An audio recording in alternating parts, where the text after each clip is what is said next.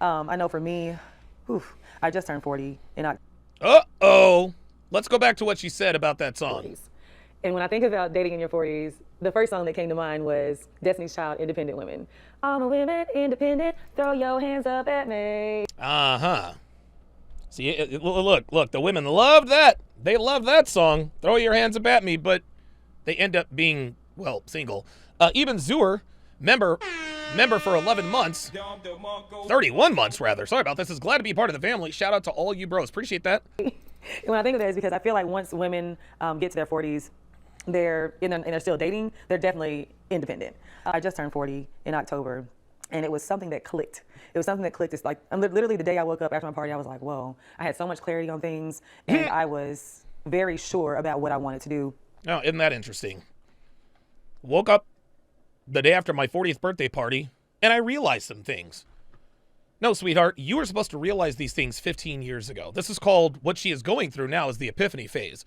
Unfortunately for her, shout out to Rolo Tomasi, unfortunately for her, it's too late.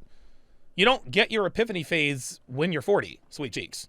It just doesn't work that way. Now, every once in a while, as a 40-year-old or a 39-year-old, every once in a while, you can get lucky. Another thing that's really hard about dating in your 40s is, for me, is finding a man that's not intimidated. Here we go. Here we fucking go. Here we go, y'all. Here we go. Finding a man that's not intimidated. Ladies, we're not intimidated by your quote-unquote accomplishments. We are not intimidated by you. You can't beat us up. There's nothing you can do to us. The worst thing you can do is reject us. That's about it. Oops. I've dated, and then men see how I'm living, and it's like, oh, I can't keep up with that. And I'm like, I don't need you to keep up. The things I need from you, of course, I want someone who has something going on for themselves. Of course, I want somebody who can do the things for me that I can do for them, but it doesn't have to always be on the level that I do it, because that's not what I need you for. I need love. There it is. There it is, guys. I've been saying this for years. This is copium, as Jay Blaze says, at its finest. Men are intimidated by you. No, they're not, and you know it. No, men don't. When women get money, power, status, they are fucking bitches. Let's get that right. Women are ill-equipped to handle money, status, power. They're just not. That's why they always have to have male managers and handlers and things of that nature. But here this woman is. Men are intimidated by me. Guys, this is the ultimate copium. This is the ultimate copium. I need affection. I need the love languages. And there's 5, and I need all of them. I need someone that is emotionally supportive to me, someone that supports my career. And I've found that a lot of men are not in a space of maturity or even have the bandwidth to give me that. They're so used to just oh no, it ain't the maturity, sweet cheeks. There's nothing wrong with letting random niggas beat it up and shooting you raw, but there's a price to be paid. Buying women and, oh, I'll go do this, I'll pay for this, and everything's gonna be okay. No, I need you to be my homie, my lover, and my friend. Oh my God. That's where I feel like my homie, my lover, and my friend. Do you see that? Oh boy. Oh boy. I haven't been in a serious relationship since 2017. Oh boy. Oh boy. Well, 2023 minus 6. Let's just split the difference. 5 years. This chick has spent 5 years on the Sausage Express. 5 years, probably closer to 6. And she wonders why she's single at 40. Guys, do not let women tell you. Don't let women make you think that because they haven't been in a serious relationship in just a few years, that doesn't mean that they had their legs closed, living in a convent, waiting for Jesus Christ himself to come down and show her Mr. Right. Nope. Nope. Just because she was not active on the dating scene, the seriously dating scene, does not mean that she wasn't active on this scene. That's what's been going on. That's what's been going on in the 5+ years. Big Brandon in the house. T-shirt. This is the problem with girls dating millionaires and billionaires when they're in college. Now, listen, they're entitled to do whatever they want to do, but listen, ladies, if you're in college and you're 19, 20 years old and you've got the attention of a millionaire, billionaire, guess what? Baby girl, leave school. Leave school. Consolidate on the guy who's fucking you. Who's taking you to, hopefully not Dubai, who's taking you to Tulum, he's taking you to Mexico. The goal, If this dude is fucking you, this means he likes you a little more than the other girls he's fucking. Don't continue to go to college. Don't fuck other guys. Consolidate on this guy. Nope. They want to go from millionaire to millionaire to millionaire. Those are gold diggers. Yes, she is. Even when I think about like the dating process as a 40-year-old woman, it's not the same as it was in my 30s. Like, sis don't have time. You know, I'm like, okay, what we doing? Like, I'm not applying the pressure like day one unless I really, really like you. I'm like, is you? There it was. See that? I'm not applying the pressure like I really, really like you. That, sweetheart, that's why you're single. This is the problem with black women in America. They see expressing interest in a man as a weakness. And what these women are too stupid to realize is that they're operating from a point of view of projection. Man, you are repulsed when a guy angles or campaigns for a relationship. But when a woman does the same thing, that does not repulse us. Red flags for women are green flags for men, ladies. And notice, and I mean, she hasn't once told us what exactly she can do for us, right? I want my 5 love languages. I want gifts. I want dates. I want. Okay, that's fine. Listen, you are perfectly well within your rights to want whatever it is you want. I'm not mad at that. But what are you going to do for me?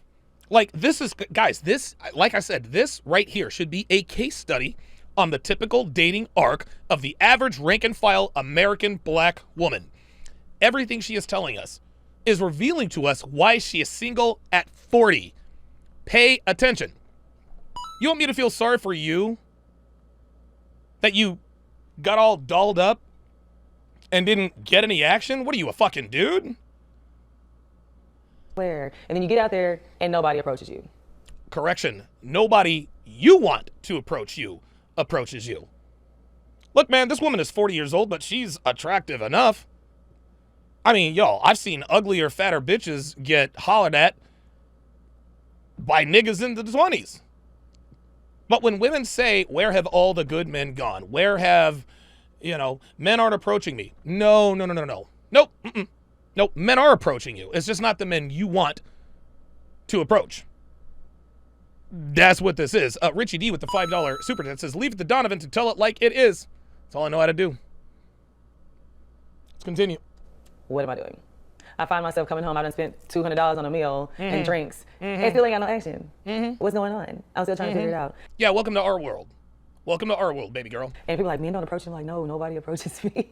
I'm like, I don't know if I look like I'm mean, or some people say I'm unapproachable. There it is. Some people say I'm unapproachable. There it is. Other people say, oh, you look like you already got a man. I'm like, I don't. I don't know if I need to just put a sign on back. I'm single, ready to mingle, and maybe somebody will holler. But like, I try to like be more conscious.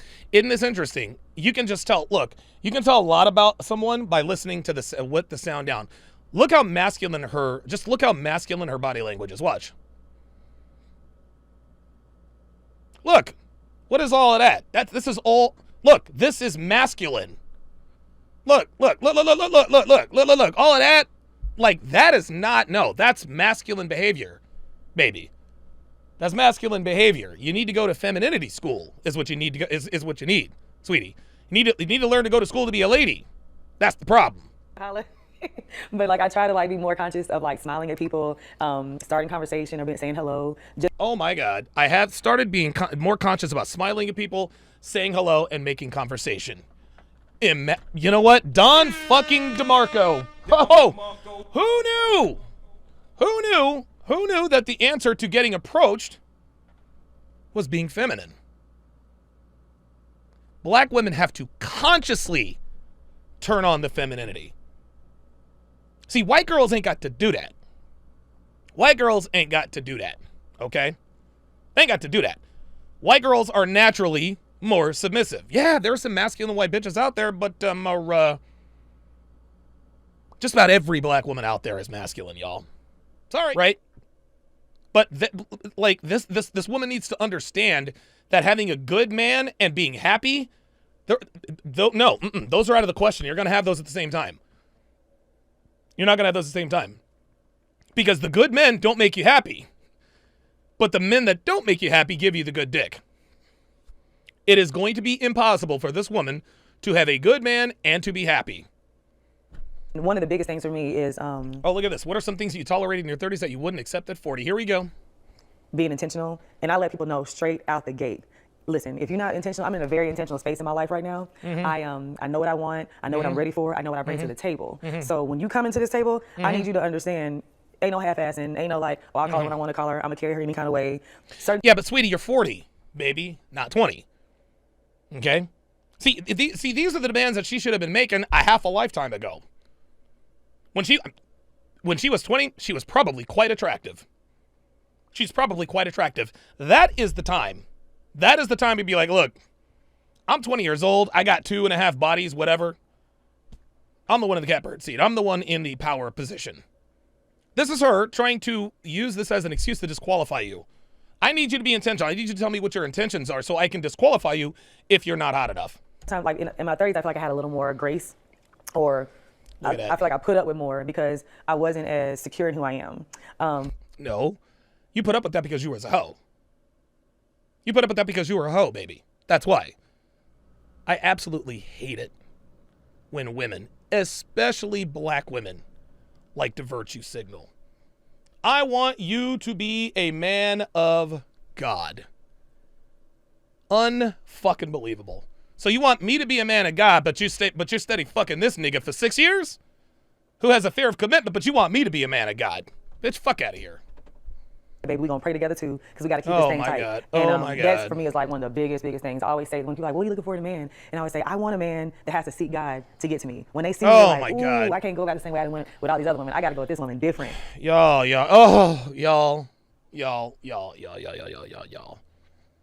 Do not buy into this bullshit that black women are selling. Black women want you to think that they really want a man of God. They don't want a man of God. They want a man they can control. They want a man that they can control, because women ain't here for that. They're just not. A man of God. Get the fuck out of here. Lord, help me secure this, because I know if I do it, I'm gonna mess it up. I need you to seek him first before you step over here, okay? Secondly, how he treats his mother. I want him to like, my mother always say, watch how a man treats his mom, because that's how. This is another this is another old wives' tale that black and white women alike love to believe in. Well, if he treats his mother well, then he'll treat you well. No. That's not the case at all. I hate to say, but I mean, I love my mom, but I don't really treat her that well because, well, we have a strained relationship. But I treat Devin better than I treat my mom. Why? Because Devin has earned that treatment. My mother has not. And I don't give a shit. I don't give a shit. I don't care what anybody says about that. I really don't. Oh my God, he said he treats his woman better than his mother. Yes, I do. How he is when I bring my friends around, because a lot of times you can kind of tell when you bring them in different environments. You're like, okay, I see how you carry yourself. I want somebody I can take in any room, whether we with the president of the Atlanta Hawks. Here we go. I want somebody I can take into any room. Do you see this? This is another flaw in the American, in the software of the American black woman. They don't see themselves as an extension of us. No, they see men as an extension of them. No, baby girl, that's wrong. No, I need a bitch I can take into any environment. You're not taking me into any environment I don't want to fucking be in. Sorry. I am not an extension of you, okay? I am an indirect extension of you in that when people see that I treat you well, that I'm dominant, you're submissive, yeah, okay, there you go. But I am not an extension of you, sweet cheeks. I am not an extension of you at all. No, I'm the leader, you're the follower. Honestly, like, I used to want like the hot boy, you know what I'm saying, that had it going on, the most popular, even from like high school. I always dated the star of the football team. College, I dated the star of the basketball team. Guys, this is how it goes. This is how it goes. I always used to like the bad boys, dated the captain of the football team, the star basketball player in college, and blah, blah, blah, blah, blah. Wow. And then it was a phase of my life where I started to attract like dudes that was making a lot of money. And I was in college, and that was when I was exposed to like my first like millionaire boyfriend. Oh, that's it. She's ruined. That's it. That's it. That's it. Exposed to her first millionaire boyfriend. This woman is all the way finished. This woman is all the way finished. Like, she is all the way done. Here's why. Not only has she been ran through, Not only has she been ran through by countless niggas, I think I think this woman's body count probably in the triple figures. Probably in the triple figures. She's dated Muslims and millionaires, y'all. Muslims and millionaires. Do you guys see what I mean when I say I don't want a bitch who's always been there, done that? Huh? Millionaire boyfriend. A phase in her life. She's ruined forever. There's nothing you can do for this woman that can impress her. Nothing. In college, which means she was in her early 20s, maybe even 19, 20 years old, introduced to her first millionaire boyfriend. Well, there you go. There you go. And I was like, whoa, this is a different life. And being exposed to it at a very young age was like, it was a lot, you know, and then you get exposed to it, and that's what it's almost like a drug. It's like you get addicted to the life, the access, everything that comes with that. And I saw that like it was a trend. I continued to attract that type of man, somebody that was always like high in stature. Why in the world did you not stay with the first guy you were with? When I was in college, I discovered my first millionaire boyfriend. Wait, you think that's a flex? See, it's so funny. Women think it's a flex when they can say, well, this guy wanted to give me a ring. I dated this guy and that guy. Sweetheart, that's not impressive. That's standard for women. Standard for women.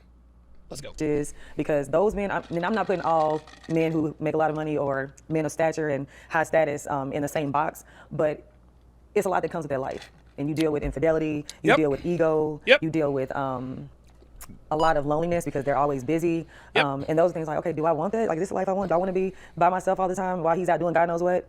Because he feels like he can because he's the one bringing all the money in. So when I started See, there we go. making my own money, I started, my whole idea of what I wanted in a man started to change. And not saying that my success defines me, but I'm not going to sit here and lie and say that it didn't boost my confidence and make me like, I don't need you, you know? No, baby, your success does define you. And this is why you're single. See, on one hand, she wants to say, well, hey, you know, I started making money. I don't need you like that.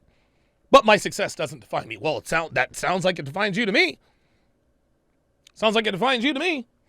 Well, I can do this on my own. I want you. And there's a difference between needing somebody and wanting somebody.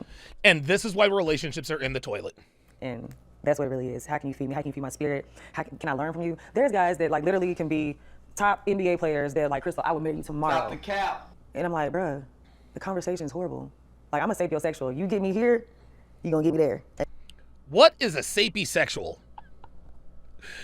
So much that they consider it to be the most important trait in a partner. It is a relatively new word that has become more popular in the recent years. Both HD TV, LMNOP people and heterosexual people may identify as sapiosexual. So you're attracted to men's minds, are you? Is that what it is? You're So a man's intelligence gets you wet? Like, what the fuck are we doing? What are we doing? Oh, yay. I'm sorry, guys. I look, I'm a Gen Xer. I'm not up on all this stuff. My bad. You gotta get the mind first. I'm like, every time I'm on the phone with you, I'm like, and I know you'll buy me every Chanel collection, everything in Gucci. You'll take me on every trip I want to go on. But when we there, what we talking about? This bitch is lying her ass off. The men she wants no longer want her. The men she wants no longer want her. And you can tell by the look on her face. So she's going to sit here and cap her ass off. Well, look, I'm not single by choice. I'm single by choice. You see, I got NBA Negroes trying to wife a bitch up. The problem is I'm not attracted to the mind. I must be stimulated. Oh, look.